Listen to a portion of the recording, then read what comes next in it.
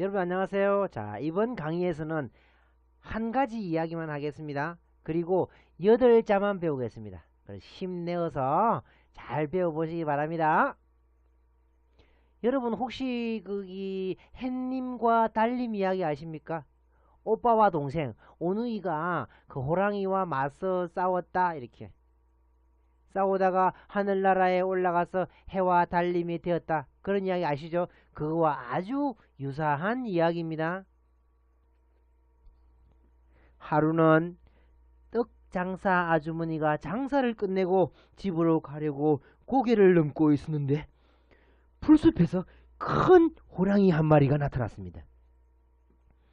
떡 하나만 주면 안 잡아먹지. 호랑이님, 제발 살려주세요. 집에는 어린 자식들만 있어요. 저를 기다리고 있단 말이에요. 어머니는 팔고 남은 떡 하나를 주었습니다. 떡을 얻어먹은 호랑이는 풀숲으로 사라졌습니다. 그런데 호랑이는 두 번째 고개에서도 떡을 달라고 하였고 계속해서 떡을 달라고 하였습니다. 결국 6고개째까지 넘게 되었는데 떡은 몇 개만 가지고 있었느냐? 6개만 가지고 있었던 거예요. 나머지 고개 7개째, 즉 행운의 숫자 7, 떡을 7개 남겼으면 살 수 있었을 텐데 그만 6고개째 넘다가 7고개째를 맞이하기 전에 떡이 없어서 호랑이에게 잡혀먹히고 말았던 것입니다. 그래서 행운의 숫자 7이 나왔으리라 짐작을 해봅니다.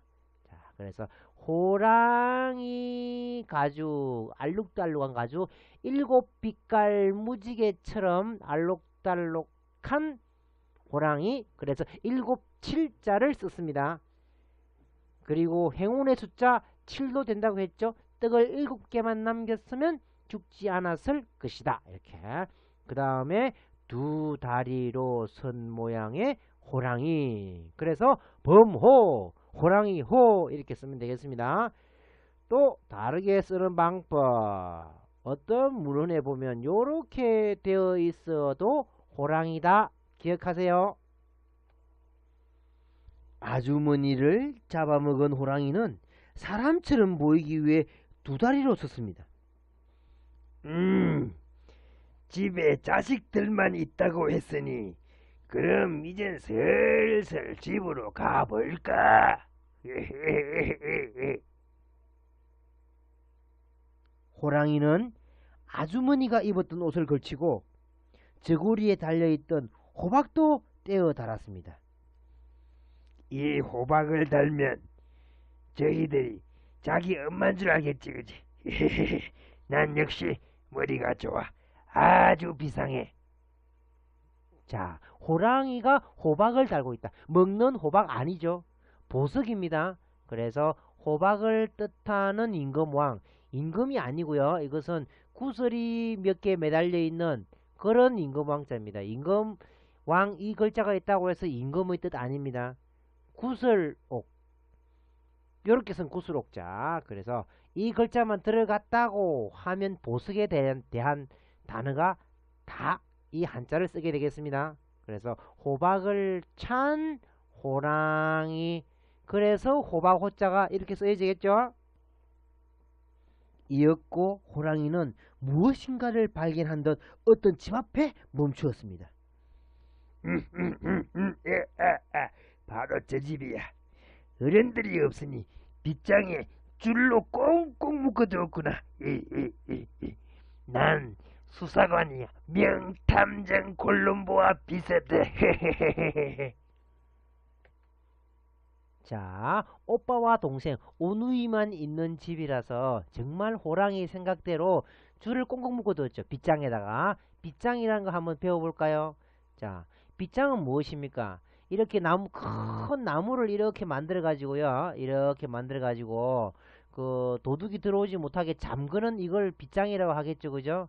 그래서 빗장은 이거고요. 이렇게 고우는 것이고 요것은 빗장거리 이겁니다. 그래서 문에다가 그죠? 문에다가 줄을 꽁꽁 묶었다 해서 실사자 있죠? 꼬여있는 실 이렇게 처리하고요. 이렇게 처리하고 그 다음에 빗장 모습은 요렇게 생겼거든요. 요렇게 그래서 이것이 빗장이다. 빗장 관자는 빗장은 이 문과 이 문을 서로 연결시켜주죠. 관계를 맺게 해주죠. 그래서 한자 관계 할 때 이 단어 씁니다. 자, 다시 한번 제가 천천히 한번 써보겠습니다. 자, 문을 이렇게 쓰고 나서요. 문을 이렇게 씁니다. 그 다음에 꼬여있는 실 이렇게 처리하고 나서 그 다음에 빗장 모습 이렇게 쓰면 이것이 빗장 관자가 되겠습니다. 대문 앞에서 무슨 소리가 나는 것을 듣고 동생이 말했어요. 오빠! 대문 앞에 무슨 소리가 났어. 엄마가 오셨나봐. 빨리 문 열어야 되겠어. 오빠는 귀를 빗장에 대며 말했어요. 가만히 있어. 엄마인지 확실한 목소리를 들어야 되잖아. 자, 그래서 오빠가 귀를 그저 빗장에 갖다 대죠. 줄로 꽁꽁 묶은 빗장. 그러면 귀부터 먼저 쓰겠습니다. 이렇게 귀 이자를 쓰고요. 그 다음에 줄로 꽁꽁 묶은 빗장.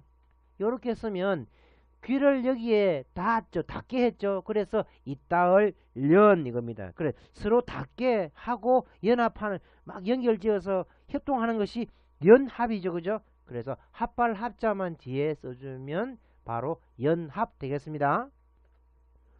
호랑이는 엄마 목소리를 내면서 말했어요. 엄마다. 하하하하. 문 열어라. 엄마 목소리가 아니에요. 날이 추워서 오다가 감기가 걸렸구나. 문틈으로 봐. 문틈으로 보면 엄마가 차고 다니는 호박 보이냐? 정말 내가 엄마란 말이야. 결국 속이 텅 빈 호랑이는 그죠? 이 집을 찾느라고 동네를 여러 수십 바퀴 돌았기 때문에 배가 완전히 텅 비어버렸습니다. 뱃속이. 그래서 뱃속이 텅 빈 호랑이가 빗장과 빗장거리 통째로 삼킵니다. 자, 한번 보세요. 호랑이가 빗장과 빗장거리를 통째로 뜯어 삼켜버렸습니다. 한 입에 콱 하고 물어버린 거죠. 그래서 속이 텅 비어있다를 강조해서 텅 빈 호랑이, 텅 비어있다, 빌허자, 허공 이렇게 하면 하늘은 텅 비어있으니까 허공이라고 말을 하겠죠. 그죠? 그 다음에 허무하다 이런 말 쓰겠죠. 텅 비어있고 아무것도 없는 게 허무하죠. 마음이 허무하구나, 마음이 텅 빈 것 같구나 이런 뜻이겠죠.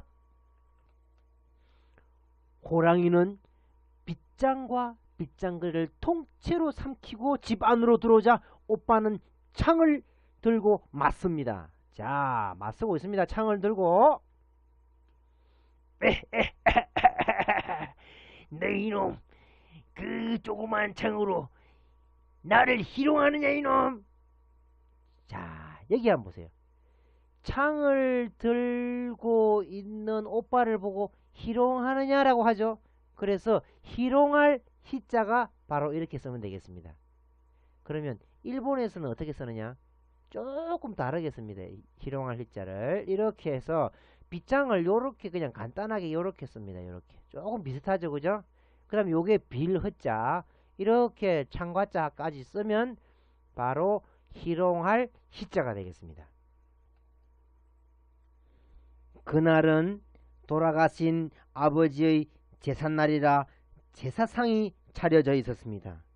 오빠는 호랑이에게 제사상 위에 음식이 쌓여진 제기를 가리키며 말했습니다.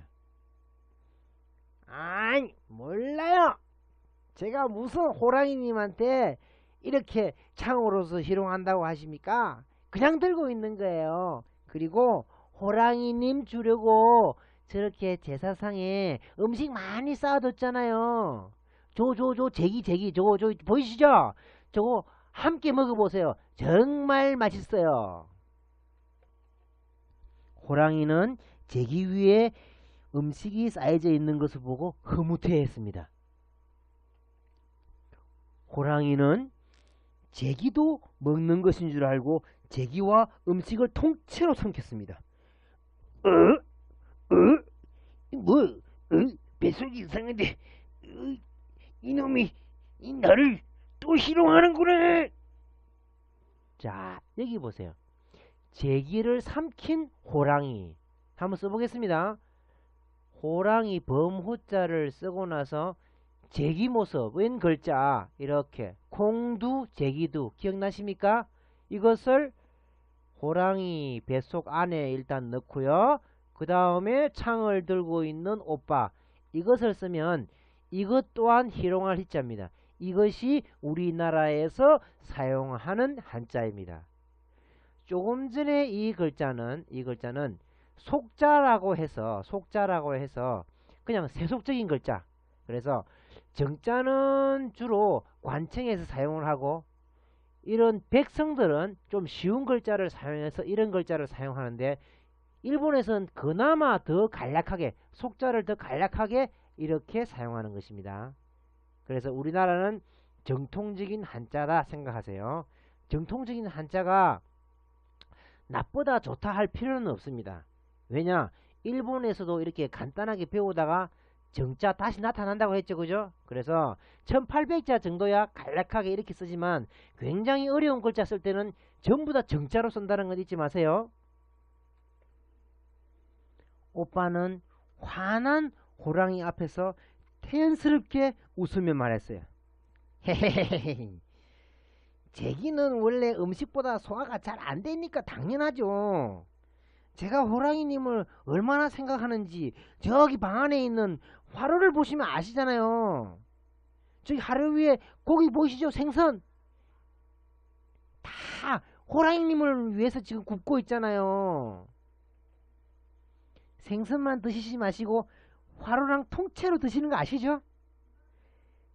화로 통째로 드시면 겨울 내내 따뜻하겠죠, 그죠? 그래서 화로와 함께 통째로 삼켜 드세요. 자, 화로로 한번 배워볼까요? 한번 보겠습니다. 호랑이가 생선을, 그죠? 고기 어자인데, 이게 고기 어자인데, 생선을 이렇게 불 위에 놓고 호랑이와 뭐 다투고 싸우고 하느라고 머리와 꼬리 부분 다 타버렸습니다. 생선의 그 몸만 남아 있으니 밭전자만 처리했습니다. 이거 몸의 뜻이라 했죠, 그죠? 그 다음에 화로는 그릇이죠, 그릇. 그래서 그릇을 뜻하는 그릇 명자 넣겠습니다, 여기에다가. 그래서 화로와 생선을 통째로 삼킨 호랑이, 이것 자체가 화로를 강조해서 화로로 짜고 하로로 짜를 이렇게 사용합니다. 이것은 우리 성 있죠, 그죠? 노태우 대통령, 노무현 대통령 할 때 성으로 쓰는 이 로자 아시겠죠? 그러면 왜 노자가 되었는가? 이건 두언법칙이죠. 우리나라의 말의 머리에는 리얼 발음은 오지 않고 리얼은 니언으로 바뀐다. 이것이 바로 두언법칙입니다. 그래서 성로 화로로, 화로를 삼킨 호랑이의 모습입니다.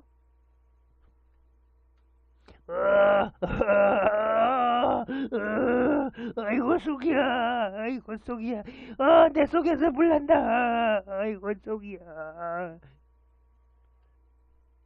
자, 화로를 삼킨 호랑이, 입에서 불이 막 나옵니다. 그래서 불화자를 썼습니다. 그럼 조금 전에 배운 화로를 삼킨 호랑이, 이렇게 쓰면 이것 또한 화로로 자입니다. 화로로. 그래서 글자 쓸 때는 화로로 쓸 때 이 한자를 써주세요. 앞에다가 불화자 이렇게 크게 써주면 화로 되겠죠, 그죠? 자, 이렇게 해서 간단하게 한자를 배워보았는데, 호랑이 호자만, 그죠? 호랑이 호자를 기준으로 해서 이렇게 이야기해 가면 아주 한자를 쉽게 기억할 수 있겠죠? 복습 한번 해볼까요? 자, 여기에다가 구슬을 하나 매달면 호박을 단 호랑이, 호박 호자가 되겠죠, 그죠? 그 다음에 문에, 그죠? 줄을 칭칭 감은 빗장이 있더라. 빗장관, 이렇게. 그 다음에 귀를 있다 붙이더라. 있다을 영, 귀를 빗장에다가 닿게 하더라, 이럽니다, 이게. 그래서 실, 줄, 그 다음에 빗장관. 속이 텅 빈 호랑이, 속이 텅 빈 호랑이, 빗장과 빗장글이 통째로 삼키더라. 어리석은 호랑이, 이렇게 합니다. 그 다음에 요렇게 하면 희롱할 희자죠, 그죠? 그 다음에 제기를 삼킨 호랑이, 더욱 어리석은 짓을 하더라, 이거죠, 그죠? 그 다음에 정말 어리석은 호랑이, 그 생선의 몸이 어디 위에 있었죠? 화로 위에 있었습니다. 그래서 이렇게 했었습니다. 그 다음에 또 호랑이 쓰면 화로로 자가 되겠죠. 이 위에 있는, 위에서부터 아래로 씁니다. 한자는. 그래서 이것도 화로로, 성로. 그래서 어리석은 행동을 하면 안 됩니다. 호랑이처럼. 자, 보세요. 그 다음에 마지막에 배운 글자, 여기에다가 뭐가 하나 붙어 있다? 불화자가 붙어 있습니다. 이렇게 해서 저처럼 중얼중얼 하면서 이야기를 떠올리면서 한자를 자꾸만 써봐야 됩니다. 그러면 자신있게 나중에는 저절로 연습 안 해도 다 써집니다. 자, 이렇게 해서 한자를 배우는데, 여러분 한자가 배우기가 점점 획수는 많아지는데 어때요? 지금까지 열심히 했다면 달력이 붙어서 쉽게 되겠죠, 그죠? 그래서 되는 사람은 잘 되고 안 되는 사람은 안 되는데, 그 이유를 가만히 생각해 보세요.